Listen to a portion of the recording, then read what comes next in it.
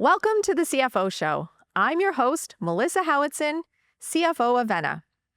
On this episode, we're diving into the powerful fusion of finance and IT, a partnership that's not just critical, but a true catalyst for transformation. Joining me for this conversation is Brandon Sharp, CIO at Brookfield Residential, where he is responsible for developing and executing the company's overall IT strategy. Brandon has spent the past 22 years serving in various finance, operations, and information-focused leadership roles in the land and housing industry. Brandon, welcome to the show. Thank you, Melissa. Thanks for having me. Appreciate it. So before I jump into my questions, can you give us a little bit more about your background and what it is you do at Brookfield Residential? Yeah, you bet. Thank you. Let's see. So at Brookfield Residential, I'm the CIO, so I'm responsible for execution of all IT and data strategies. My background is 30 years as a working professional, 22 years in land development and home building. And over that 22 years in land development and home building, I've spent now roughly 11 years in IT leadership roles as the CIO, and I spent the other 11 years in various finance roles, including CFO for a home builder. So the journey has been an interesting journey, but here I find myself as a CIO again at Brookfield Residential. You originally started in the finance side of the house as CFO, and then you ended up making a move to go over to be CIO. What was it that made you take this leap? I was always sort of data curious, and somewhere during the late 2008, early 2009 timeframe, it was time to take on an IT leadership role with the home builder that I was working for at that time, called Standard Pacific Homes. And that data curiosity as a finance person led me to that role as a CIO in the industry. It was not by design. It wasn't the script of my career that I intended. It just sort of happened. And now I've served as a CIO for a couple different home builders for about 11 years in total. And in between, I've bounced between finance and operations roles. When you were making this decision, were you nervous about taking this leap? Absolutely. I was, as many organizations might experience on their own, there's something called shadow IT. And so while I was in a finance and accounting role, I also sort of was in stealth mode operating as shadow IT. And then in the early part of 2009, the first time I became a CIO and taking over an IT organization, sort of working around. So there was a lot of nervousness in taking on that position, taking over the responsibility for a team that wasn't necessarily big fans of mine, and having to introduce myself in the room now as the leader of the team and trying to execute on a really important vision for execution around data and data transformation. So a lot of nervousness. At the same time, I transferred myself and my family. There was a lot of combined nervousness. There was do I know what I'm doing? I'm not a technologist. Do I know how to lead an IT organization? I'm an accountant, and I'm leading a group who, isn't necessarily the most friendly towards me. The day I arrive on scene as the CIO, and I've moved my family across the country in a really, really tough economic cycle. So a lot of decision, a lot of anxiety went into that decision. This partnership between finance and IT is a really critical one and is often underestimated. What are your thoughts in terms of, as you thought about that move and how important this partnership was going to be? How do you think about that? Yeah, really important. Having lived many, many years in finance and accounting, and having been responsible for the business planning and cash flow forecasting across a large asset base, across many different divisions, and eventually, large region. There just had to be a better way for us to accomplish some of the things we wanted to accomplish in finance and accounting, and the IT organization plays a big part in that. And when there is a big divide between IT leadership and finance leadership, and when IT leadership is focused on tech and not as much focused on business enablement or accounting and finance organization enablement, that divide grows wider.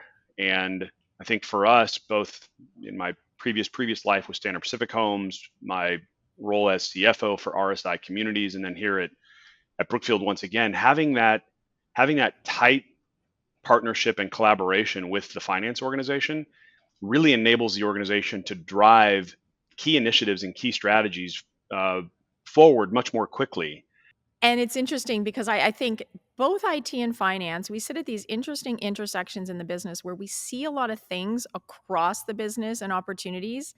And so by coming together, we can not only enable better transformations within the results we need in finance, but also across the business, because putting our heads together on how do we tackle some of these business challenges, how do we fund it, what are the priorities, there's a lot that can really help drive the whole business and outcomes when we come together. What do you see are some of the key ingredients to make this partnership be successful? When I think about alignment across an organization, and when I think about data-driven transformations, which is sort of become my wheelhouse, I suppose, helping organizations transform around data and systems. Um, Having more voices in the room and casting the wide net and building a broad-based team that creates that level of engagement that really helps feed the energy into the transformation. You can make good progress with a small number of people in the room, and some leaders and some organizations like to execute strategy transformation initiatives that way. Try to limit the impact on those in the business, let them do the business, and just pick out the few that have really strong voices. That's one way to do it. That to me hasn't ever felt like the right approach. The right approach for me to gain maximum alignment, maximum understanding, is to bring a lot of voices into the room. And so it's not uncommon when I have been involved with transformational initiatives, it's not uncommon to have large phone calls, 30, 40, large meetings. We gather in a city that's convenient for everybody to parachute into, and we spend 2 days and we plan a project together with 60 people from around the business. Important step, I think, in creating understanding and alignment and creating the energy for this really important transformation, whether it's operational transformation or it's finance and accounting transformation, but whoever the audience is and whoever the customers of that transformation are. To me, spreading that wide net and bringing in a lot of voices really enhances the debate, helps you solve problems more quickly, helps you identify solutions more quickly, and come to really good answers instead of leaning on a few people to sort of drive the vision. I imagine that can be controversial within the business when you're bringing in so many people. There's always this friction between moving faster or slowing down a little bit, and it's feeling like it's becoming a little longer of a process, and it's getting so many voices that at some point you've got to make decisions. But clear how you think about that. I think when you are casting that wider net, bringing more people in, the ability to influence starts to become a factor as well in terms of how you're going to still find a path through this. How important have you found that ability to influence is, both when you were in finance, but especially now, in working with IT and on these transformation projects? To some extent, rooted in um, setting good expectations, telling the story early, delivering on some early wins, gaining some early credibility around this really big, really important transformative initiative. And as you sort of baby step your way into progress, your ability to continue to influence and continue to encourage grows. I guess success breeds success, if you Mhm. think of it that way. So the phrase I always use, and I'm not sure even where I got this. I probably read it at some point, but uh, tell them what you're going to tell them, and then tell them, and then tell them what you told them. And following that sort of simple three-step model, if you will, to tell them what you're going to tell them is setting the stage and explaining the importance of this thing that we're about to go do and why it's important to the organization for many disciplines across the organization. So that's sort of telling them what you're going to tell them. Then go perform, go execute, have some early wins. That's the tell them. And then do some retrospective and remind people of the journey they've been on and remind them of the successes that we've had. And that's to tell them what you told them. So tell them what you're going to tell them, and then tell them what you told them. And I think those three pieces, if you sort of follow that methodology, and if you have the ability to inspire an organization for this transformation initiative, you gain the ability to continue to influence the organization. I love that because it's easy to remember it. And I think you're right. That influence is earned over time. It doesn't just come right away. And giving the wins, it sounds to me as well, an important piece of this for you is communication. You talked about bringing people in, and it's sometimes easy for sure in finance, and I imagine in IT as well. We're busy. We know what we need to do. We can see why and how, but not everyone else has the same understanding of why we're even on this journey. And by hearing them and explaining back so they know the why, it's so much easier to get the change management right when you're going through this. I think for me personally, my ability to influence the organization through these transformative initiatives has always been rooted in me not being a technologist. I came from the business. I was an accountant.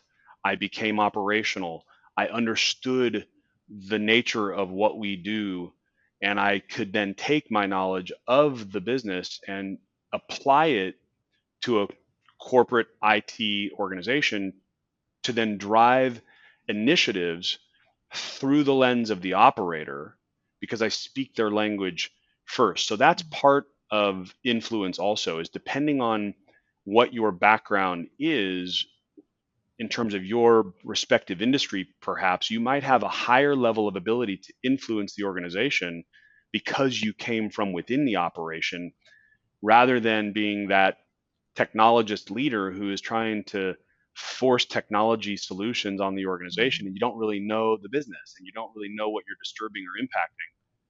So I think that was always part of the keys to my success with the IT organizations I've been part of, is I was able to influence by way of understanding the business first. Along those lines, you've now moved into the IT org. You're working with a finance counterpart. Hmm. And this alignment, is critical, but it's also important to understand who's doing what, and when do the lanes make sense versus the crossing over, because I Hmm. can imagine it could create friction in a different Yeah. way now when you're sitting over on this seat. Yeah. Tell us a bit about what that was like for you when you now were wearing a different hat. Yeah, I mean, it comes up all the time. As I mentioned, right, we have these large group meetings all the time. Every week, we have uh, 30 or 40 people that are gathered on a phone call to talk about the status of one of our initiatives, and I have to stop myself at times while I am knowledgeable about finance and accounting, but that's not the hat that I wear at this organization at this moment. I am not the CFO here. And I'm on these calls driving these initiatives with a whole bunch of finance collaborators from across the organization, including those who are the leaders of the finance organization. And I do have to stop myself at times and say, okay, but look, I'm just the weatherman here. I'm just reporting the weather. Uh, the finance leaders who are on this call are really the ones that have to go execute on this: the accounting standardization, the finance standardization, the process alignment. That's not up to me to dictate or to determine, because that's not the function I'm in here.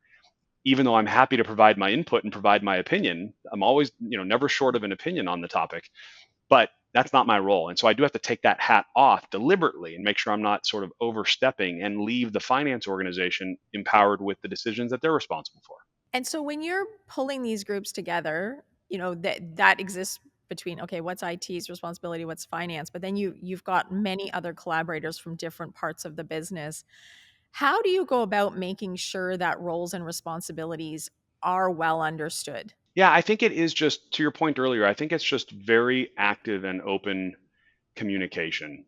When we plan projects, we have a sort of a deeply spiritual approach to how we plan and execute projects here. And it does include really deliberate development of the charter with the representatives from the business who are going to be engaged in the project. It's not just a few people sitting in a room contemplating what this project should deliver. What are the objectives? What are the deliverables? What are the timeframes we want to try to achieve? What's the work that has to get completed between the day we start the project and the day we think we're finished with the project? And who's responsible for all of that work? We do that type of planning of a project cross-functionally across all disciplines. So I think from the very early days as we ideate on a project or bring some project initiative to life, we've got that cross-functional, cross-discipline mindset. And so the assignment of responsibilities and the understanding of who is doing what and who is responsible for what part of the project plan so that we can execute and get to the finish line. I think that's just all well understood from the very beginning for us. And it sounds like you have excellent project management that is Yeah. a part of organizing this. When you moved over from finance into IT, were there any structural changes you made or changes to the way that you were operating that you found better serves the business? Getting stuck in structure or trying to maintain sort of that sequential approach to that I applied in my accounting and finance world, but trying to apply that in an IT organization doesn't necessarily follow. It has to be a little bit more agile. It has to be more fluid, even though you do have to keep your mind or you have to keep your eye on the long-term strategy and the long-term goals, but not at the expense of being a little bit more nimble and being able to execute on a strategy that's near term. So I think that's maybe a little bit more flexibility and a little less structure would be the way to summarize it. And you've now had a number of years where you've been doing this. You've led a ton of transformations, Yeah. systems, processes, technology transformations in your business. Yeah. What would be the top 2 or 3 lessons you've learned on how to do that successfully that you would share with others? Be really, really transparent in the reasons why, and be really transparent in progress being made. Companies start to bring question to, and the organization, the business leaders will start to establish doubt in the thing we're doing if it wasn't really well articulated as to the why, and if the progress being made along the way isn't being communicated, even over communicated. So that's one lesson: is just be ultra transparent in what we're doing and the progress we're making. Otherwise, you can be questioned for and lose credibility. And then the next time you come to the organization for a really important thing to do, you may not get the support. So that's one. And I think the second lesson is just to um, be mindful. I talk about the casting of the wide net. That's my instinct. That's just who I am as a person, as a leader. I like to engage people in the discussion and get to a really good outcome. And I think more voices is better than fewer voices. But also being at the same time being mindful of the DNA of an organization. And some organizations just don't want that approach. And or while the organization might accept that approach at a certain point in time, at another point in time, the life cycle of that company is now slightly different, and you may not have the same support or same sponsorship for approaching the project that way. So it's always, I guess, being open to and being mindful of the shifting nature of and the shifting DNA of an organization on transformation. I think that's great advice. And as you spoke about transparency, it made me think about often when you're going through these transformation journeys, there's a tendency to it's going fine, all is good. You want to be sharing the wins because you're trying to keep people motivated. But sometimes these things go a little off the rails, or maybe they're Yeah, not on track. And it is important to be clear about that one so that you can really get the buy-in to get it back on track if that's what's needed. yeah, But also to it's okay sometimes to have little failures along the way. What did you learn from them and how are you using it to get better? Because it's got to be a balance. Obviously, you want to be winning most of the time, but you're not always going to win. Sometimes some of the things you do don't work out, and yeah, it's what you take from that. yeah. And that's a good point also, just in terms of how we execute our projects, even during the execution of a project, when we are holding what we call our weekly control calls. We bring people back on the phone, those that are part of the project, whether you're in the business or in the IT project management office or a software partner.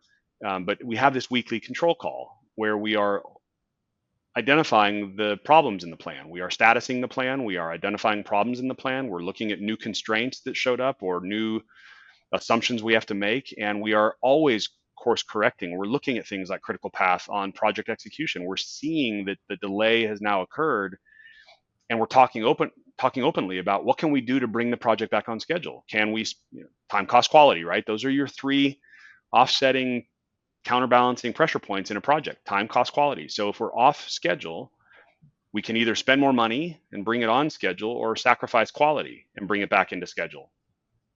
Okay, sacrificing quality may not be the thing we choose to do. We want to execute at a certain level of quality. So then all we can do to bring it back on schedule maybe is spend more money with some extra consultants and bring it back on schedule. Or we just agree that the schedule has slipped by 30 days or 45 days, and that's our new timeline. And we start executing to that new timeline. So it is being open and communicative and transparent all the time throughout execution, and raising issues and raising obstacles as they're showing up. I like the time, cost, quality, because it really is the balancing of these three things. So that's a great approach. Yeah, that's the triangle. So when I think about IT and finance working together, IT is often a big part of the budget, especially when it comes to technology investments. It often sits directly with IT rather than distributed. Finance is always looking at ways to make sure that, the budget's, as tight as they can be, or are we putting them into right use? How do you think that IT and finance can best work together to service what the organization needs there?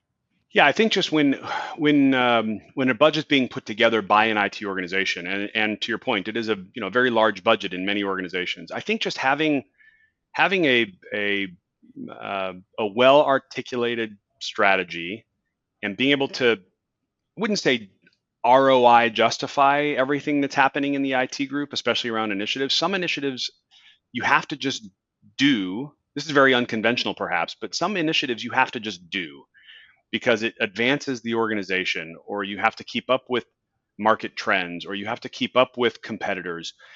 And sometimes there isn't a definitive ROI on that part of the IT budget.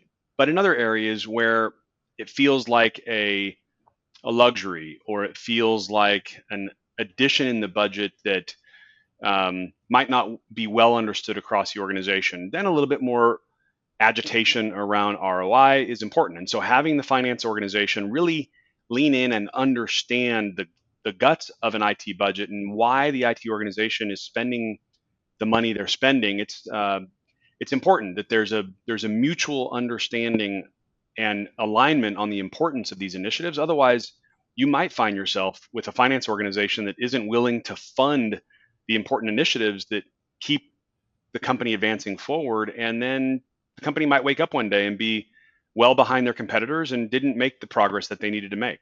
Now, what advice would you give to organizations that are looking to bring tighter alignment between finance and IT? Yeah, I think you just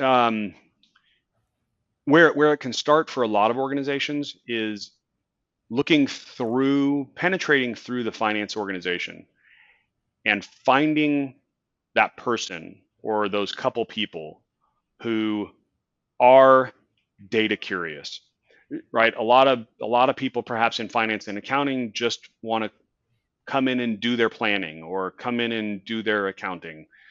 But then there are those gems in an organization who are the ones who really drive tools, and they're always creating some new schedule, or they are always searching for and wanting to perfect their sciences around data, and it's in the form of a spreadsheet because they don't have a SQL database to tap into necessarily. But they are data curious, and they are experts at data, and they own the data in their respective market or their respective business group or division. And so I think if you find those people in a finance organization, and it doesn't take very many of them, find one or two of them in a finance organization, they become your conduit into the IT organization. Then the IT organization in the absence of a finance person running the IT organization, which is uncommon, I think. But then you have this opportunity to create tighter alignment between IT and finance, because you have somebody in the finance organization who cares about data. You have an IT organization who cares passionately about the delivery of systems and data. And now they can start talking to each other about common goals and common strategies and executing as a partnership. It's interesting as you're saying that, you made me think about times in my career when I've had systems and process changes go well. It was those very people, and not just in finance. Sometimes it's Mhm. who's that person in the legal team? Yeah. Who's that person on another team who has that curiosity enough to care, Yeah. to ask the questions, to think more broadly than just my domain, what's the job I have to get done, but how are these things going to work and impact the other pieces, so that when you, even though they don't own that responsibility, they're thinking a little bit more broadly and willing to walk hand in hand with others to construct the bigger master vision or plan on what the change is going to look like, so that it has been thought of more fully. So you're right. That's not everybody's wheelhouse, Yeah. but knowing who those people are and letting them shine with it can go a long way. Yeah. We invite those subject matter experts into all of our project planning and all of our project execution. And those are really critical contributors. They do have to care enough about thinking globally and not locally. And that is hard. A lot of people just get stuck in the, but this is what I do here locally, and they don't necessarily have the desire or the will to think more globally. And how can I help take what I know about my local operation and apply it to the national organization? And how can I help advance these initiatives forward? Thank you so much for joining me today. I always enjoy having a conversation with you and hearing about your journey and the transformations. I find it so motivating. So, really appreciate you joining me. I do have two rapid fire questions that we like to ask our guests when they're on the show. So, are Okay. you ready? Sure. What is the hallmark of a mature relationship between finance and IT? Yeah, the hallmark would be that the finance organization leans on the IT organization for support, and the IT organization isn't pushing their way into supporting the finance organization. I love that answer because as you said it, it makes me think of that also is how you know you have a mature finance organization, how they work with others, right? When they're getting invited to have that seat at the table. So, love that Yeah, one. that's right. And if you could recommend one book that's had an impact on you in leadership, what would that be? Gosh, I've read it for sure at least a couple times, but I would be hard pressed to explain everything that it talked about. But it was super influential back when I took on the book the first time. It was Five Dysfunctions of a Team by Patrick Lencioni. And then I had an opportunity at a home building industry conference back in, I don't know, around the 2005, 2006 timeframe, to hear Patrick Lencioni as a keynote speaker at an industry conference, which was fabulous and inspiring. And yeah, Five Dysfunctions of a Team. It helped me understand team dynamics and the personalities in a team that you need to understand and maximize in order to create great outputs.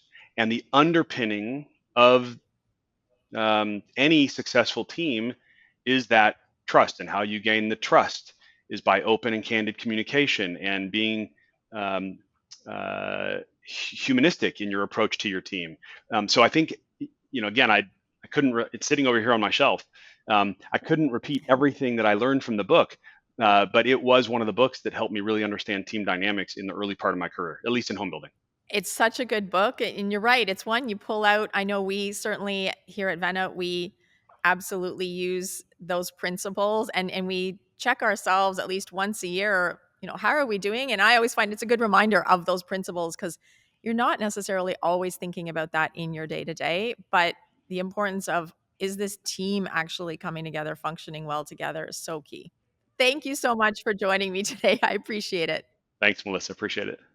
If you enjoyed this episode and want to learn more on this topic, sign up for our free newsletter, where each week you'll get a roundup of exclusive resources designed to help you grow your leadership skills and drive strategic transformation across your business. Visit the CFOshowpodcast.com to sign up now. For the CFO Show, I'm Melissa Howatson. Until next time,